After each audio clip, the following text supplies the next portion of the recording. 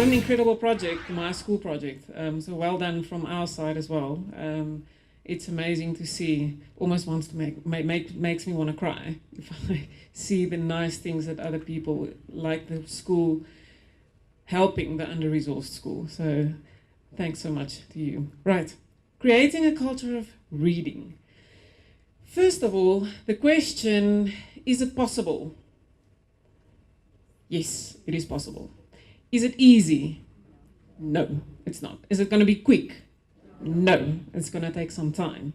And it's going to involve a lot of people. But it is possible. So first of all, if we want to create something, we have to understand it. Do you agree? We can't try to create something if we don't know what we're trying to create. Because it's easy to say, let's create a culture of reading. But what do we mean by a culture of reading? So first of all, let's look at a definition of culture. A culture is an integrated pattern of behavior, practices, beliefs and knowledge, and these constitute the operating rules by which people organize themselves. So in other words, it's how we do things here. That's a culture. So if you think about your school, there's a certain culture of doing things. There's a way of doing things. So that's what we can understand around culture. And it's something that most of us are familiar with. Now, reading. How do we define reading? Now, first of all, if I ask teachers in these workshops that I do, if you have to give me a definition of reading comprehension, what would it be? But the catch is, you're not allowed to use the word understand or any synonym of understand. So just try to think about that a little bit. What is a definition of reading comprehension without using the word understand? In other words, I'm asking you to define understand. And it's really difficult, isn't it? Because if we think about reading, we think about sitting with a book and reading. We don't think further than that. If we think about reading comprehension, we think about reading and understanding what you're reading. But we all know that you get those pretend readers. I think there are a lot more of them than there are real readers. You would say, take out your books and you're going to read a little bit. And they would read and they would pretend to read. I mean, some of them are really, really good. But they don't really read. They're not engaged. So let's have a look at a definition of what reading comprehension or engagement really is about. So, first of all, can you see the word process? It's a process, which means that it's something more than just understanding. Of simultaneously, which means it's two things happening, not only one. Extracting, in other words, taking out, and constructing, which means build, to build. So you extract something and you build something. What is it that you're extracting and building? Meaning. You're making meaning. And then she says how you do it, through interaction and involvement with written language. Now, I think you will agree, if there are no interaction or involvement, the chances for comprehension is 0. And that is where those pretend readers are. So we can make them read a whole day. We can make them read every week, one period, every day. They're not going to become better readers. Why? Because they're not engaged. They're just going to be not engaged for an hour longer. Not going to become better readers by reading more. So the biggest challenge that we have is to get them involved with the language. And that is a whole other talk that I can give to you on another day. But we have to get them engaged in order for them to build in and to make meaning. That is the one condition we need for reading comprehension to happen. So, if we then talk about a reading culture, we said a culture is something it's the way we do things. In terms of reading, if we say it's making meaning through interaction, we are saying that we want to create a culture in our schools where we really have not pretend readers, real readers that can do that. Because we can try anything. If you don't get that, it's not a reading culture. You have to have engaged readers. So, what does a reading culture look like? First of all, there are books available in the immediate environment, school, home, and we know that when we are at a school, under-resourced school, this is one of the things that is lacking. We need books. So that's one thing that if you do get funding, make sure that books are a part of, not only infrastructure, or only sport, or only supplementary material. Books are very important in order to create a reading culture. So, and also variety. They need to have a choice, especially boys, yes? Because usually, if you think about novels, and especially teen novels, quite a lot of them initially, girls like reading, and it's not so hard for them to get them engaged. But boys are a different matter, and they need stuff to read that they like. They're not gonna like reading about a romantic story. That's not, some boys might, but most boys would like something more adventurous.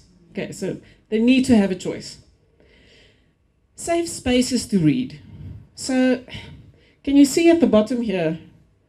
One needs an environment like that. But on the next slide, you will see you also don't necessarily need that specifically. I'll show you a picture. But they need to feel safe, where confidence can grow. Because if you are in a classroom and you are trying to teach reading, and the only feedback that you give is negative, what are they doing wrong?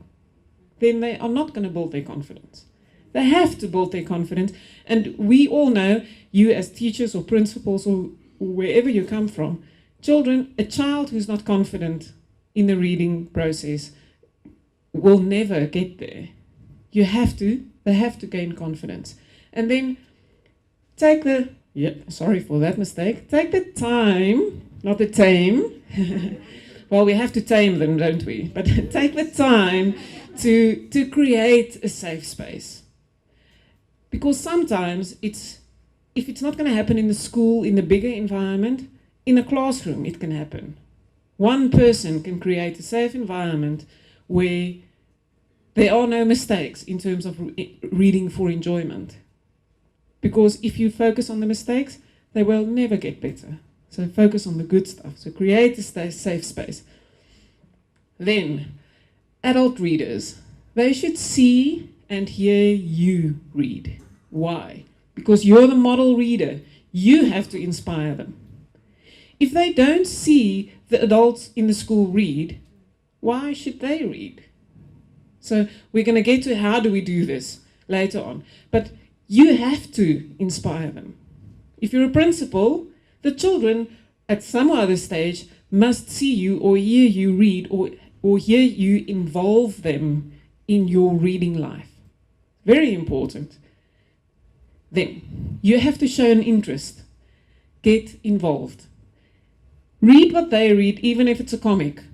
So if you're a principal and of a primary school, and there are a lot of boys in your schools, which there will be, and they like comics, don't they?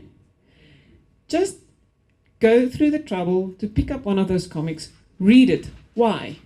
Because if you talk to one of them, you can have a conversation about that book. And what will happen? The child will feel important, that what he's reading is not nothing. So get involved. Read what they read. Have conversations about books. So a place where there's a reading culture is a place where there are conversations about books and value their opinion, involve them. So don't only say what you think. Involve them, get their opinion, value their opinion as something important. Then, it should look like this. When they think about reading, this is the picture they should have. Is that the picture that you have when you think about reading? Or is the picture you have something like this? The picture we have in our minds of reading is very passive, isn't it? We all grew up in a system where reading is considered as a passive activity. And if we look at the definition, it's not passive at all. It's very active. Building something is doing something active. Making meaning is also having a conversation about what I've read. So conversations about books are very important. And which brings us to reading groups. It can be on a small scale, in a classroom, and where you can group interests together. If you know there are quite a few girls who like horses, you group them together and let them read books, novels that they like, have conversations about it, they're going to love it. If you have a group of boys liking something else, then sports maybe, have them read books on that and they can discuss it amongst each other. But reading groups are extremely important. Right, then this one is something very, very close to my heart. In a school where you have a reading culture, every teacher becomes a reading teacher. And by every teacher, I mean the mathematics teacher also becomes a reading teacher. Why? Because mathematics is another language. It's not as if you shouldn't be able to read, and who better to teach them to read that language than a mathematics teacher? Me, as a language teacher, I can't teach them how to read mathematics properly. The mathematics teacher should teach them how to read mathematics and the language of mathematics. So what do we get? We get children sitting in a classroom where they have to solve a word problem. Yes, it is language, but it's mathematical language. They have to be able to translate that into something with numbers. And as a language teacher, I can't teach them how to do that. The mathematics teacher should teach them. And likewise in social science, natural science, every single subject in the school has a language of its own, the terminology. And there's no one better to teach a child to read that language than the subject teacher. So in a school where there's a culture of learning or reading, every teacher is a reading teacher. So that involves whole school change. Can you see that? It's not something that I'm going to decide I'm going to create a reading culture. Yes, you might be able to create a reading culture in your classroom or in the language department or whatever. But if you really want to have a school with a reading culture, it's whole school change. It's a change of mind shift that needs to happen. Like I said, they're even in science and mathematics. Very important, it should be unforced. It shouldn't be a forced exercise. If you force someone to read, they're not going to want to read. Ask me, if you tell me what to do, I will not want to do it, even if I initially wanted to do it. Children are also like that. If you tell them what to do, you have to do this and you have to finish this book by the end of this week, then they're not going to want to do it. So it should be unforced. You don't have to finish a book if you don't like it. It's not like it's the vegetables on the plate that you have to get in. It's reading for pleasure. So if it's not pleasurable, don't finish it. Choose another book that you might like. You're allowed to skip if it gets boring. For some reason, someone once told us, if you start reading a book on page 1, you have to read every single word until you get to the end. If it gets boring, you can skip. It's reading for pleasure. It's not as if you're going to write a test on it. You can even have a reward system. Buy them chocolates or something. I don't know. But just get them reading. That's the main purpose. Get them reading. And I'm not saying pretend reading. I'm saying real reading. Get them to read. How do we do that? You can have a reward system. Even if they read a book with jokes in it, it's reading. And if they can understand what they read, if they can build meaning from that text, even if it's 3 lines, have them read that. Because if they don't enjoy it, if they can't see the value, they will not want to do it again. So get them to read something they like. And that brings me to one of those first points. There should really be a variety. Okay.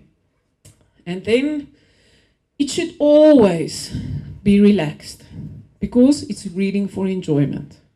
The English say,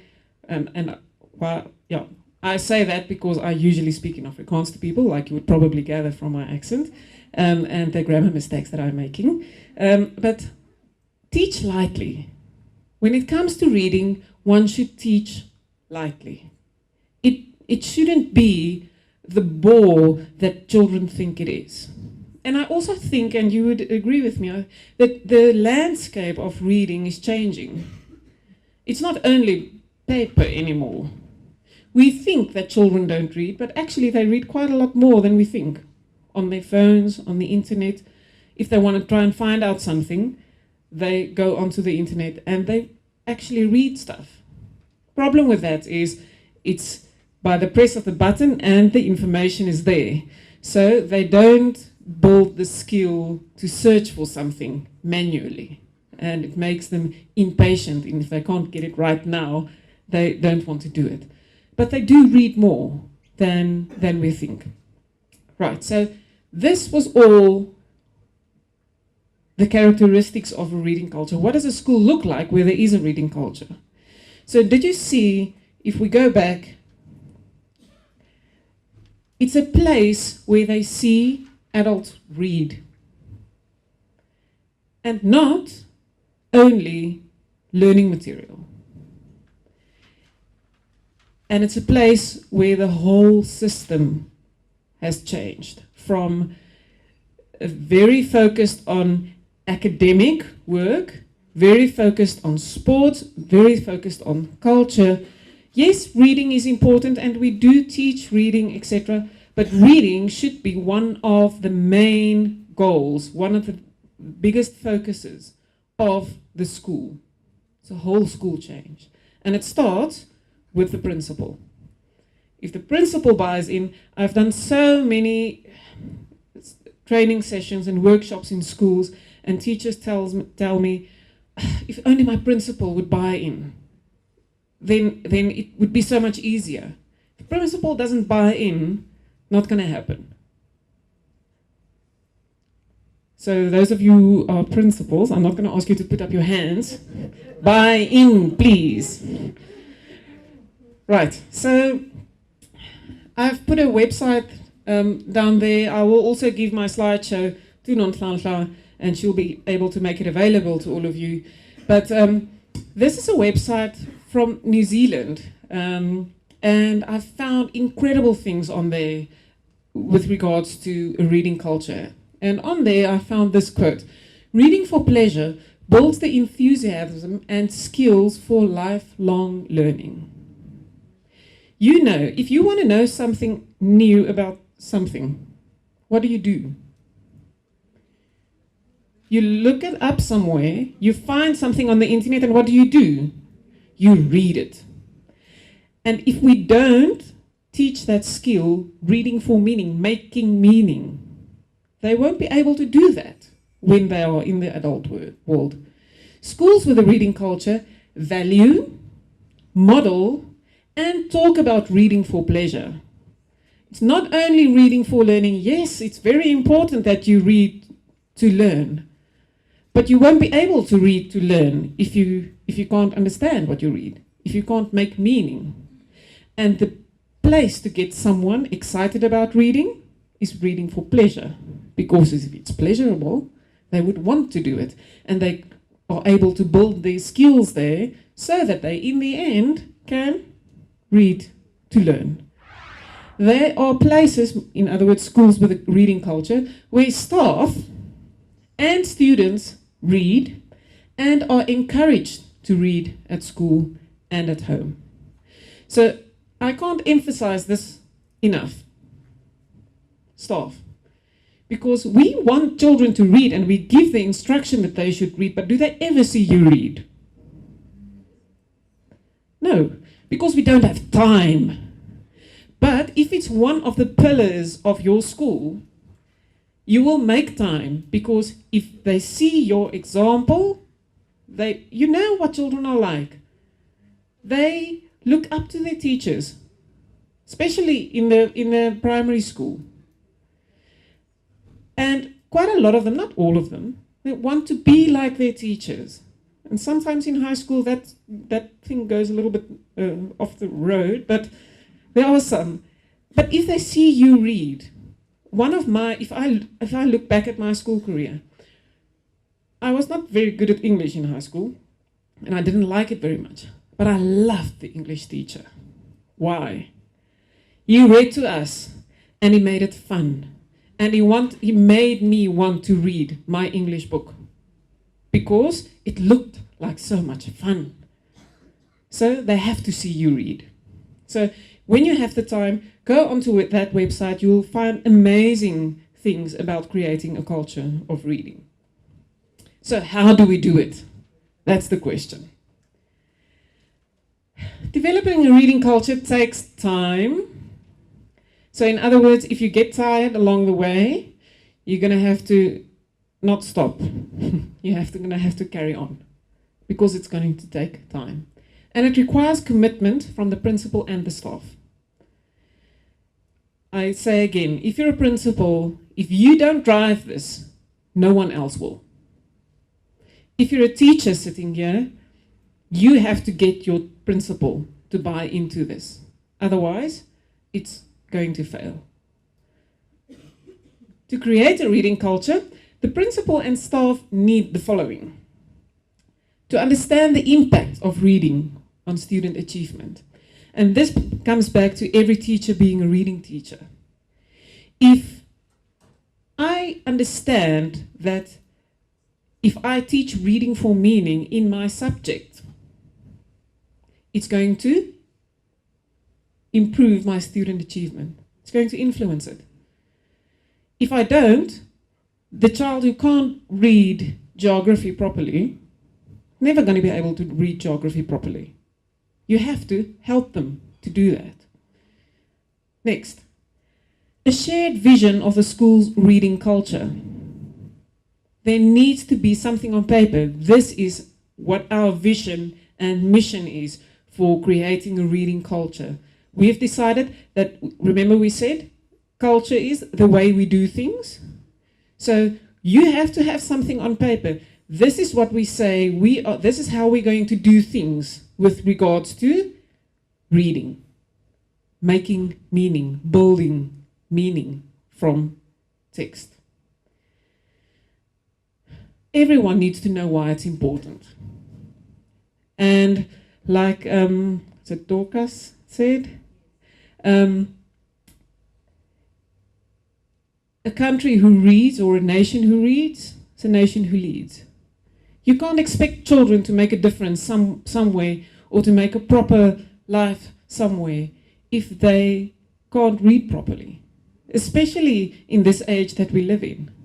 So that's why it's so important. It helps them for the future. And you know what? If there's a reading culture in a school, and every teacher is a reading teacher, the teacher's job is going to get easier. Why? Because if you do it properly, in the geography classroom, you'll be able to pair up students and give them a piece of geography text, new work that they have to do. And if they read it in the proper way together, they'd be able to make meaning from that, and you'd be able to work from there. But it's going to take some time to get there. And you're going to have to learn the skill to teach like that. Because, like I said, whole school change, total mind shift. of how I think about reading in my classroom. Schools or principals and staff need to know what an engaged reader looks like. Because that's quite important. Like I said, you get the pretend readers, don't you? And if you say, or how many of you, let me ask it in this way, how many of you have handed out something and tell the students to read it? Or that's all you tell them. You've given them something and you say read it. It's quite a few. We do sometimes do that. University, the professors and the lecturers quite often do that. They hand something out and they say read it. You are never allowed to do that in your life again. At all. Why? Because why should I read it? What should I do with it? Do you want me to make a summary of it? Do you want me to give you an overview? Am I going to write a test on it? I want you to tell me why I should read this. And if someone knows why you should read something, they're going to be more engaged. If I hand out something now and I tell you read it, some of you or half of you will sort of first of all try to figure out what is this about, because I haven't told you what it's about. So then you're going to sort of, by the time I say stop, you're going to be sort of 1 or 2 lines in. It happens often if we do it like that. But if I say, I'm going to give this to you now, this is about creating a reading culture in your school, and it shows the steps that you should follow. So I want you to have a look at the steps and give me a summary. Can you see the difference in your approach when you're going to read it? It's going to give you a goal, something specific to look for. And that's how we should create engaged readers in our class, if we give them a specific goal. Principals and staff need to fully support the library and its resources, services and programs. Usually in schools, the library is something that's there, if there is one. And underused, and it's got a librarian with a wealth of knowledge who do not really get the opportunity to share with quite a lot of people, because children go there either when they're bored or they get sent there to do some research. It's not always about reading for pleasure. And that's what I meant by creating a safe environment. It's got to be a safe environment, a nice environment for them to read in. So, what I meant by this picture, can you see you don't necessarily need a library full of books. You can create a safe environment anywhere. If it's under a tree, it's under a tree. If it's in your classroom, it's in your classroom. But you or a teacher is responsible for creating that safe environment. So, if staff do not love to read, why should children? And that's why it's so important that they see you. If you're a principal, the children need to see you. You need to share your reading life with the school. So, as principal, consider how you share your reading life. And by reading life, I mean everything you read. For pleasure, for work, anything. Your staff. Because if you're a principal and you buy into the reading policy or the reading culture of the school, you're going to be the leader. And you need to share your reading practices with your staff. Because if they don't see you lead by example, they won't do it. If you just tell them to do it, but you're not doing it, you're going to get a few teachers who's got a passion for reading, yes, but probably the mathematics teacher might not want to do it because they don't really want to do it. If they see you doing it and you are committed, they will also buy in. You have to share it with your management team. Very important.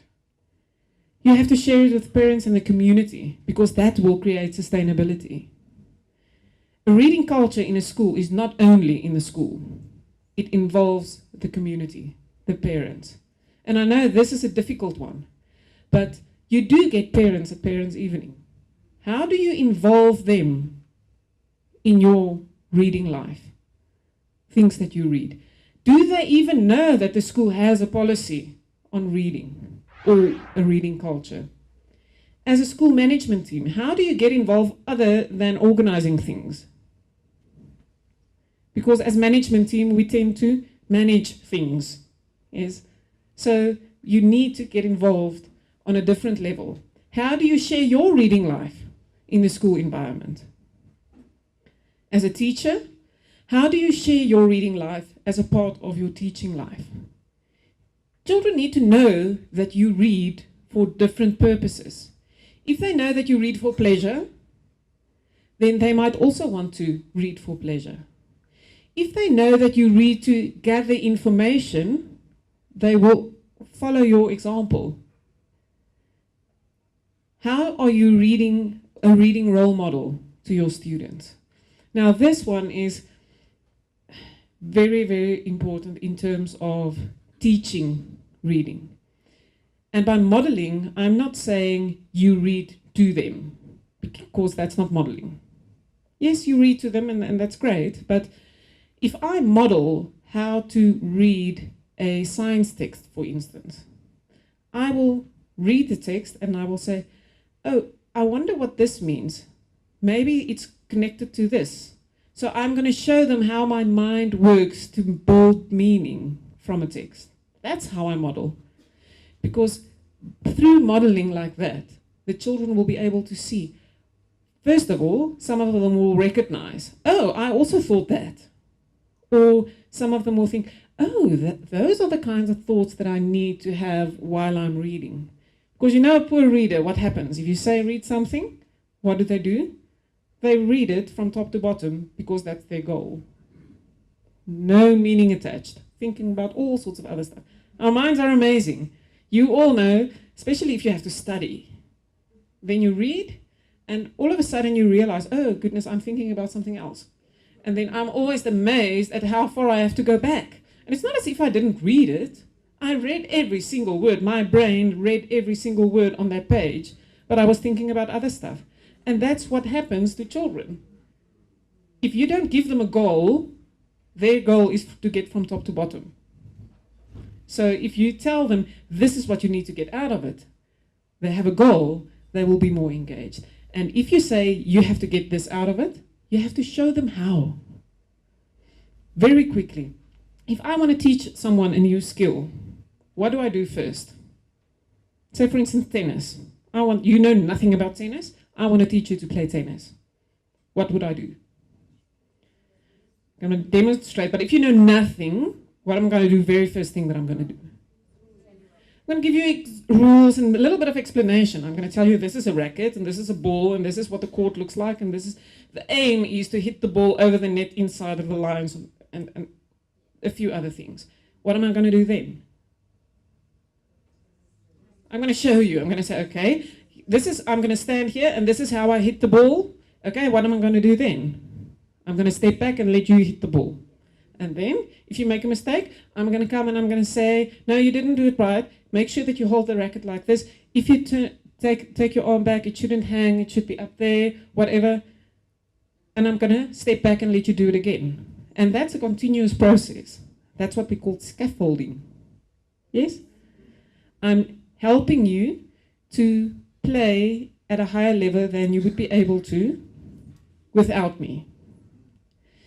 And in the end, you can do it on your own.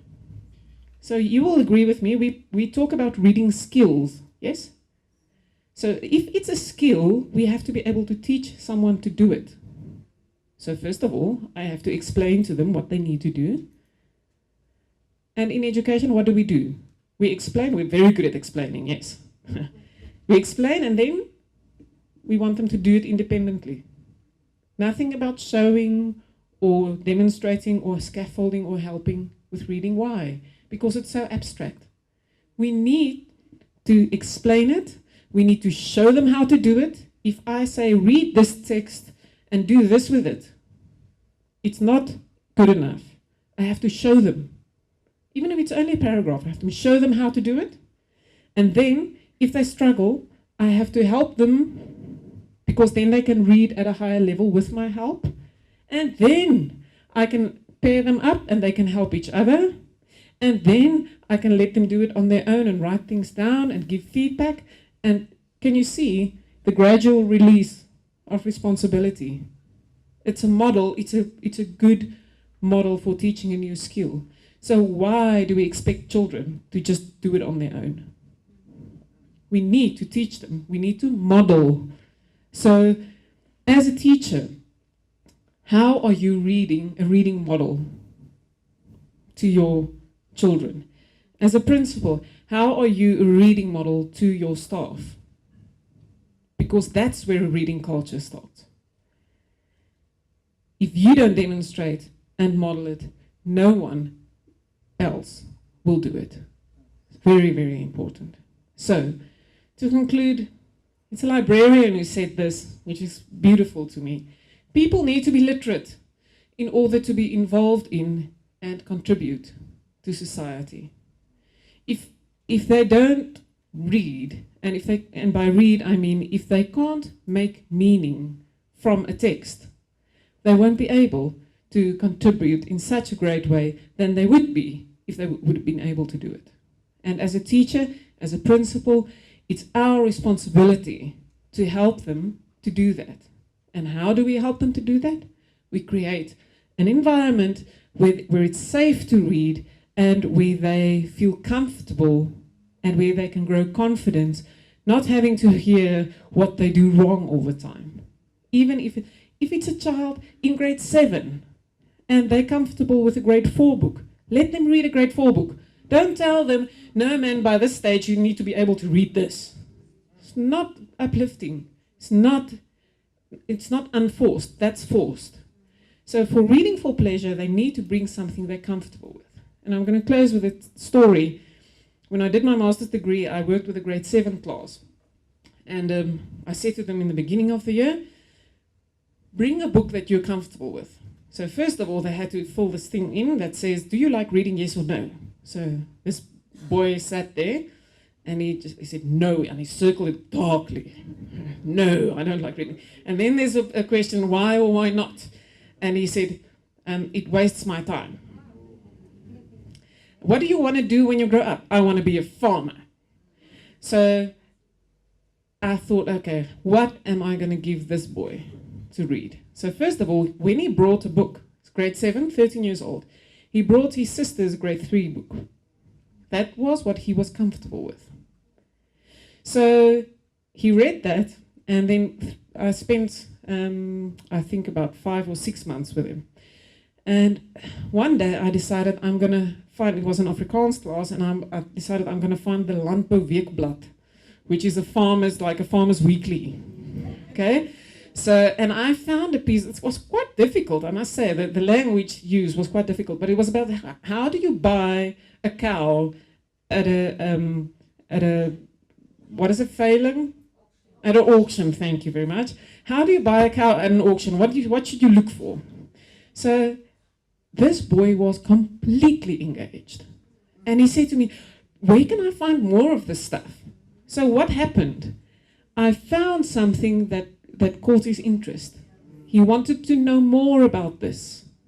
So it's very important. It's a way to start. If you want to create a culture of reading, have children fill in a thing that say, what do you want to be when you grow up? What are your interests? And try and have books and materials ready in those areas, because you will get them. It takes one book. At the end of the year, I asked them to write a tiny paragraph about how do they feel about reading and this program. And he wrote, I like reading a lot more now because I can actually learn things through reading. And I also know what to do when I don't understand. It really has helped me a lot. And this from a boy who circled no as darkly as he could in the beginning of the project. So just to show you that it is possible on a big level and on a small level. So if you're a principal, start thinking about a strategy for creating a culture of reading. And start thinking about how am I going to involve my management team? How am I going to involve my teachers? How are we going to phrase this and put it on paper so that everybody knows that this school has this policy about reading, and reading is one of the highest priorities. And in that policy, define reading. Say, reading is making meaning, because the goal for reading is always comprehension. It's never to get from the top to the bottom. So if you are a pretend reader, you're not really a reader. You have to make meaning. Thank you very much.